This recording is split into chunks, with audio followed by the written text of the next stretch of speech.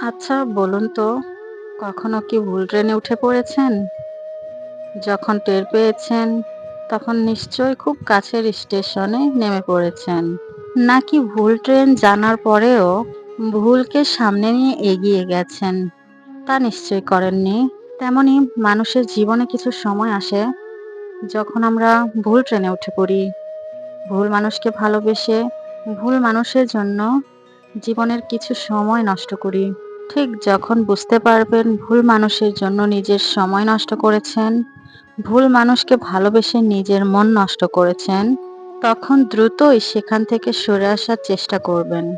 আমরা অনেকেই সেটা করতে পারি না। ভুল ট্রেনে চড়ে বসেই তাকে সঠিক করার চেষ্টা করি। আর যত দিন যায়, তত আমরা নিজের স্টেশন থেকে অনেক দূরে সরে যাই।